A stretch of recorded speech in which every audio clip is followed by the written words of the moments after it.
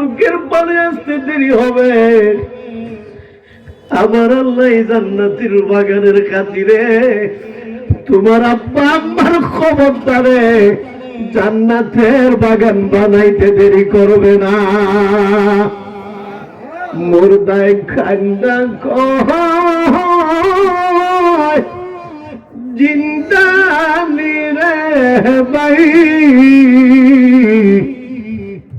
আজ বুঝি দি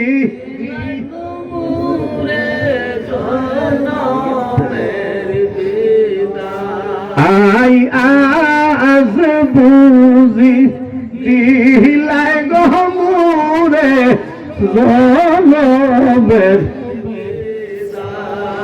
জানাই আমায় মাটি নে দিব যারা মারহাবা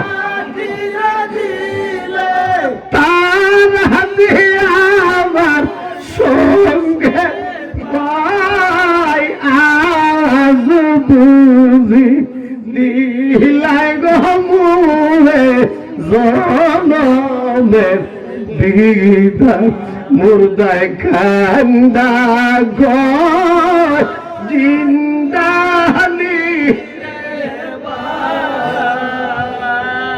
আই আজ বুঝি দিলাই গমুরে জনমের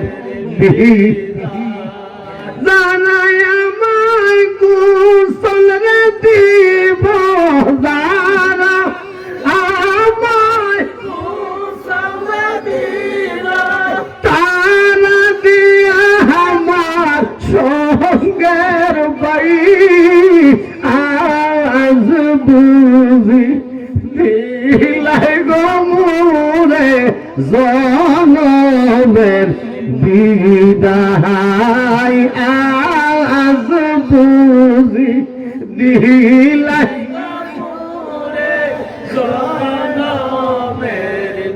সকলে বলুন মারহাবা, আওয়াজ করে বলুন ইয়া রাসূলুল্লাহ, মহব্বতে বলুন আল্লাহু আকবার। বন্ধুরা রে আমার মন্ডল দৌলতপুরের আব্বাজিরা, আল্লাহর ওলির শান আল্লাহর কাছে কত মহান। আমাকে ওলির শানে আলোচনা করার জন্য মাহফিল কর্তৃপক্ষ থেকে আদেশ করা হয়েছে। ডাইনে বামে যাব না, সংক্ষিপ্ত সময়ের ভিতরে মাস্টার কয়েকটা কথা বলে আপনাদের কাছ থেকে বিদায় নিব ইনশাআল্লাহ। আপনারা জানেন চিশতিয়া তরিকার বাদশাহ খাজা মঈনুদ্দিন চিশতি আজমিরি সানজিরি রহমাতুল্লাহ আলাইহি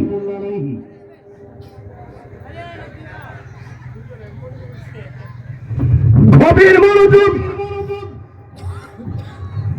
এই যে আমার চাচা আজকে মনে 15 দিন ধরে দৌড়াদৌড়ি মাহফিল নিয়ে, এটা ভালো কাজ না খারাপ কাজ?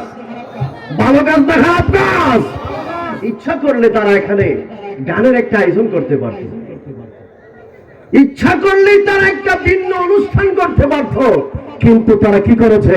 একটা জান্নাতের বাগান সাজাইছে। আল্লাহ জানাব এই সংগঠনের প্রত্যেকটা যুবকদেরকে ইমাম হাসান হুসাইনের মতো বানায়। সকলে বলুন আমিন, আরেকটু জোরে বলুন আমিন। হ্যাঁ আমার আব্বা খাজা মঈনুদ্দিন চিশতি আজমিরি সানজিরি রহমাতুল্লাহ আলাইহি পৃথিবীর শুরু থেকে আজ পর্যন্ত নজিরবিহীন কিছু ঘটনা ঘটিয়েছেন।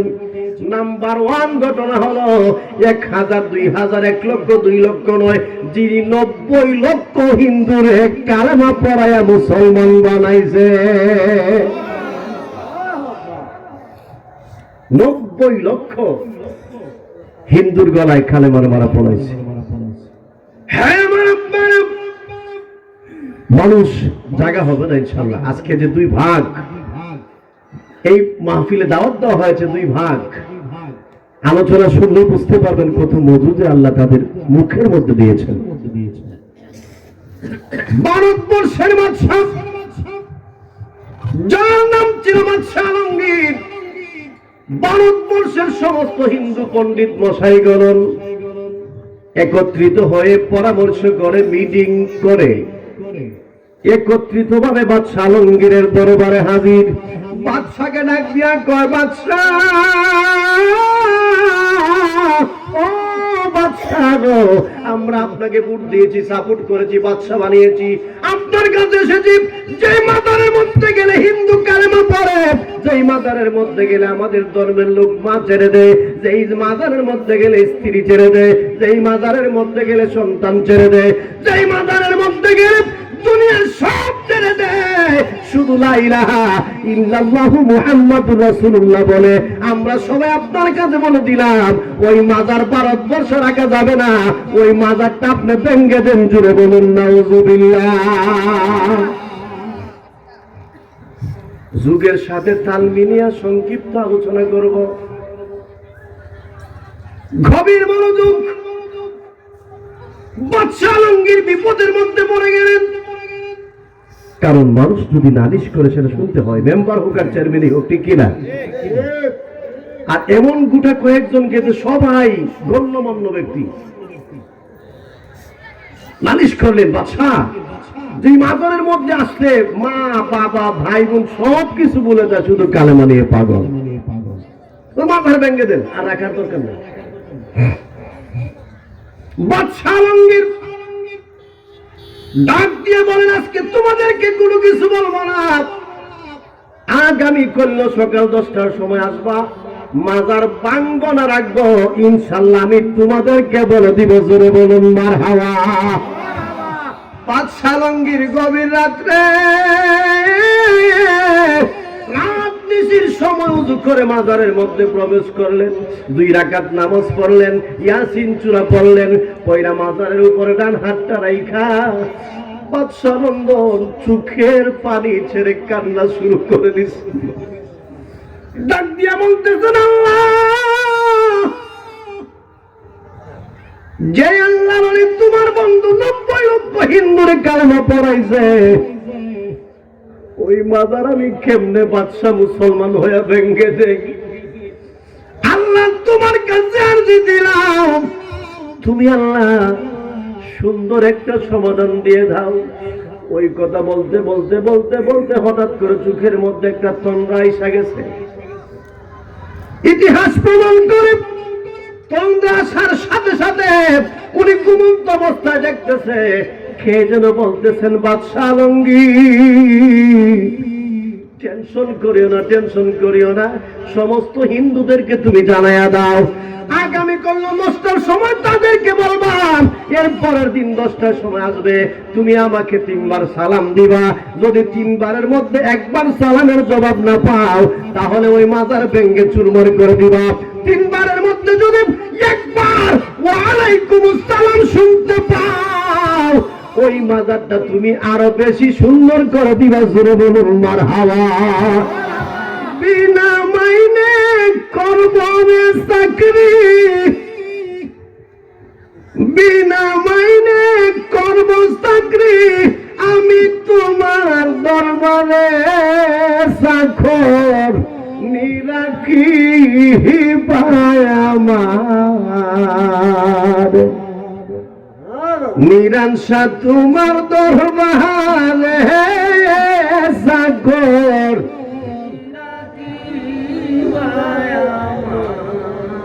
রোজের টাকা রোজে চাই না, রোজের টাকা রোজে চাই না, বেতন নিব একসাথে চাকর, নিরাখিবা আমার, দয়াল তোমার দরবারে চাকর,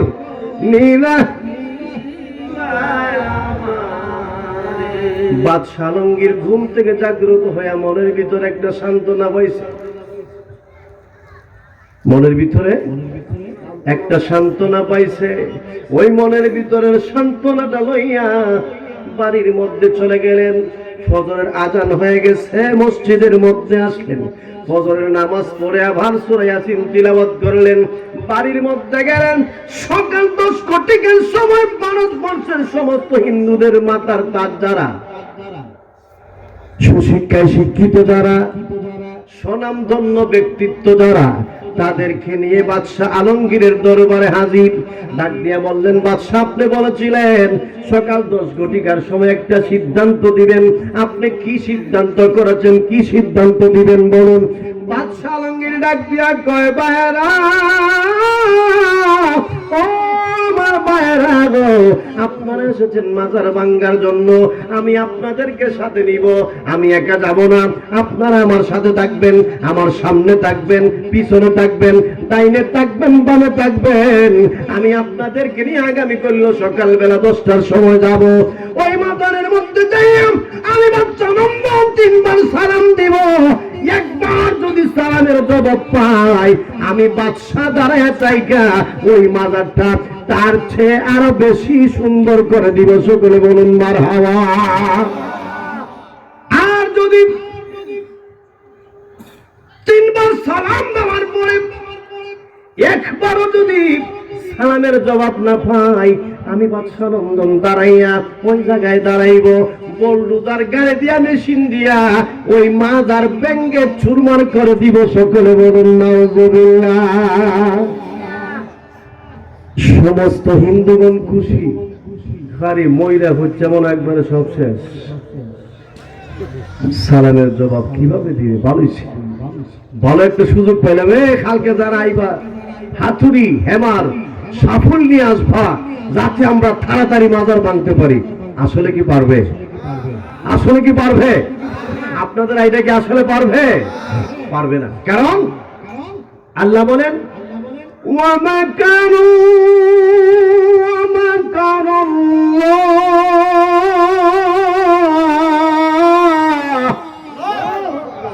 ওয়াল্লাহু খায়রুল মাকিরিন।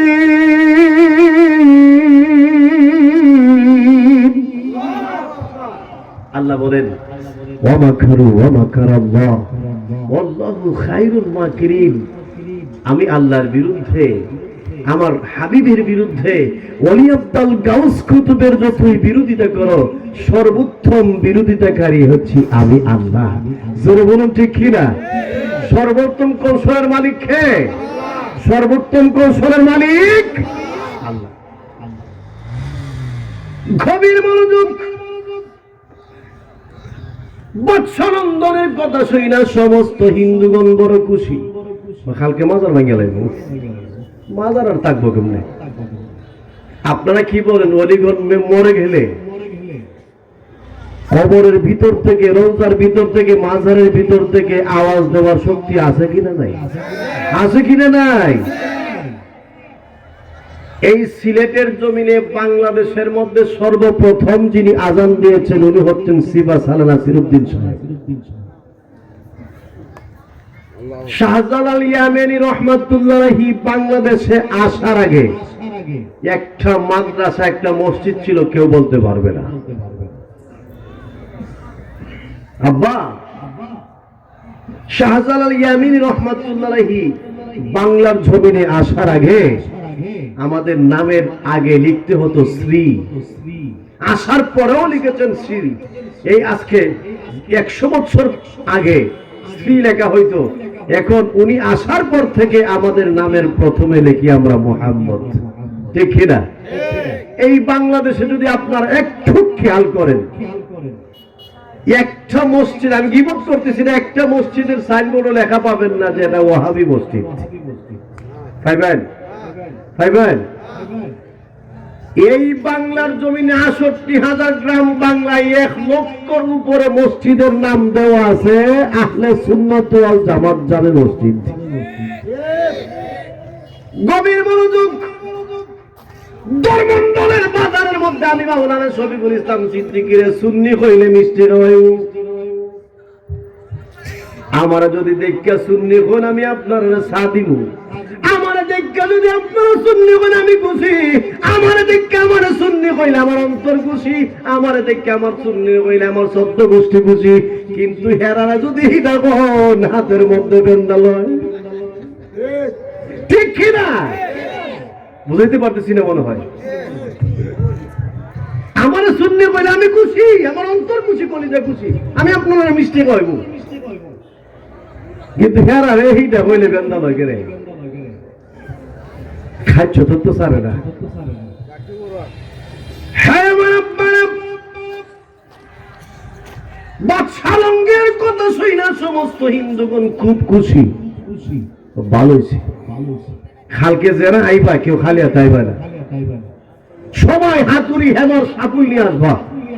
আসুন আমরা একটু দুরূদ শরীফ পড়ে আল্লাহুম্মা সাল্লি আলা সাইয়্যিদিনা মুহাম্মাদ আল্লাহুম্মা সাল্লি। মারহাবা মারহাবা, চমৎকার পরিবেশ, বহু মানুষ আলহামদুলিল্লাহ।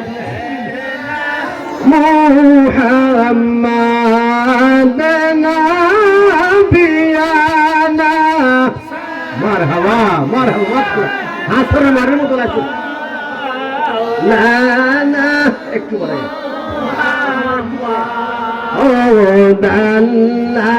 আল্লাহুম্মা সাল্লি আলা সাইয়্যিদিনা মুহাম্মাদ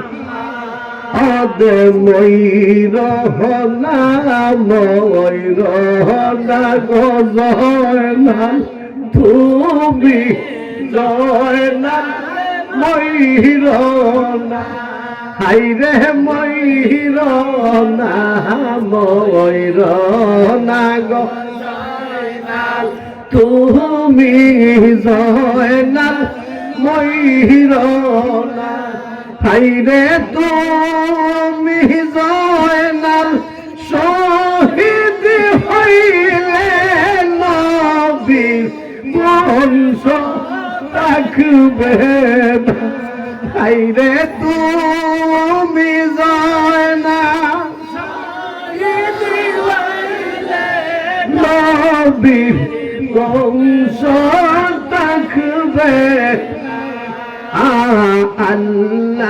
আল্লাহুম্মা সাল্লি আলা সাইয়্যিদিনা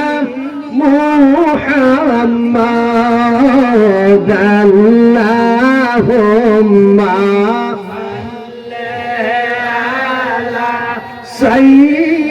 সাইয়্যিদিনা মুহাম্মাদ নাবিয়ানা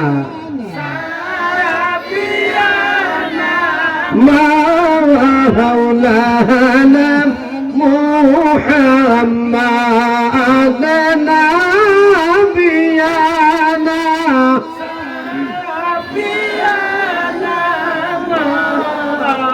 লানা মুহাম্মাদ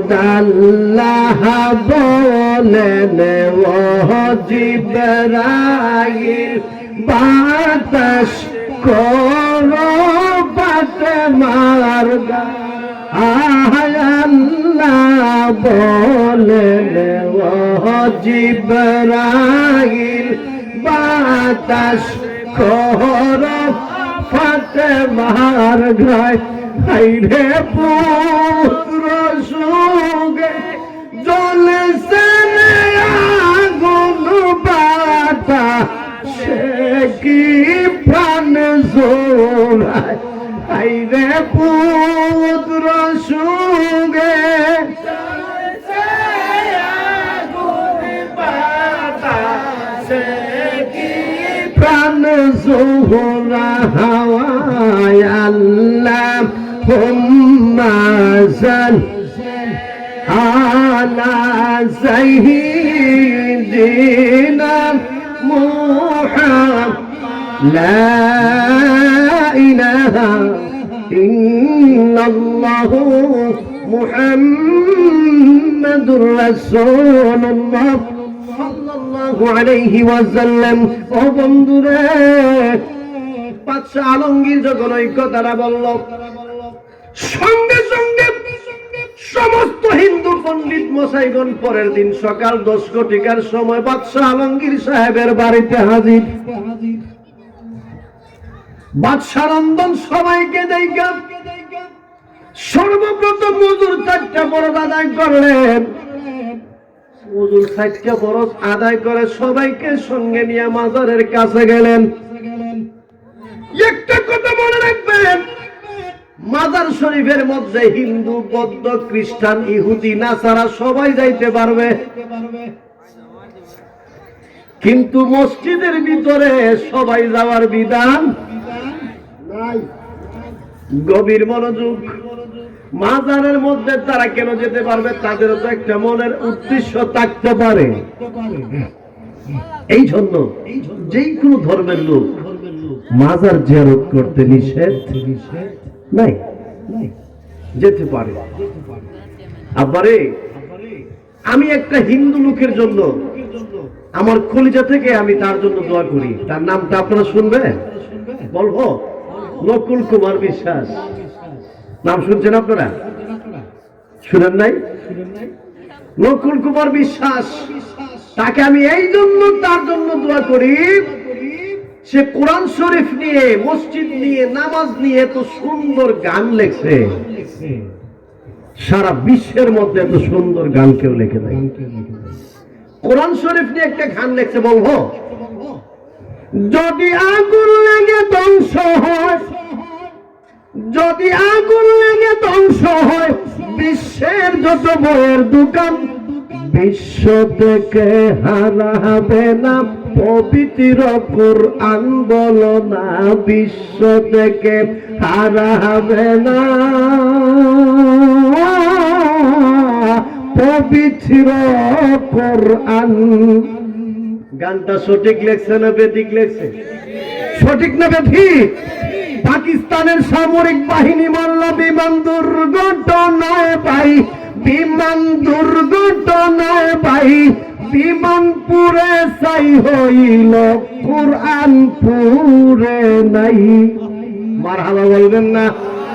সে কিন্তু মুসলমান না। আমাদের ধর্মের কোরআন শরীফের বাংলা তর্জমা করেছেন ভারতের একজন হিন্দু লোক। দেখছেন সে কি লেখছে? পাকিস্তানের সামরিক বাহিনী মারল বিমান দুর্ঘটনায় ভাই, বিমান দুর্ঘটনায় ভাই, বিমান পুরে ছাই হইল, কোরআন পুরে নাই।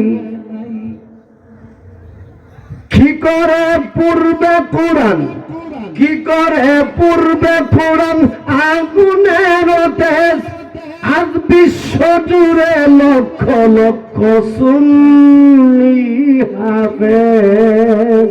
সকলে বলুন মারহাবা। তার জন্য দোয়া করার দরকার আসেনি? দরকার আসেনি, শুধু দরকার না, উনি আপনার তাকবীর, নারে রিসালাত, বিশেষ অতিথির আগমন, বিশেষ অতিথির আগমন, জামালউদ্দিন আত্মাহিরি সাহেবের আগমন, এই মাহফিলের পক্ষ থেকে, এলাকাবাসীর পক্ষ থেকে, ধর্মদানের পক্ষ থেকে নারে তাকবীর, নারে রিসালাত, সুন্নি মহাসম্মেলন, জামালউদ্দিন আত্মাহিরি সাহেবের আগমন, জামালউদ্দিন আত্মাহিরি সাহেবের আগমন, এই মাহফিলের পক্ষ থেকে নারে তাকবীর।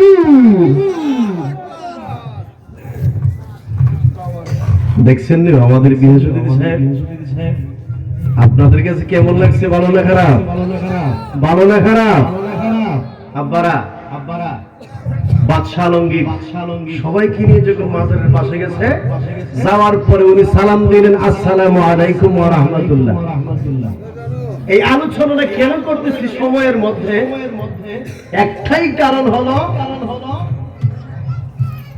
মাজারের মধ্যে যাইয়া পাহারা দেয়, আপনার মাজারগুলি ভেঙে দেয়, পূজার মধ্যে মন্দিরগুলি পাহারা দেয়।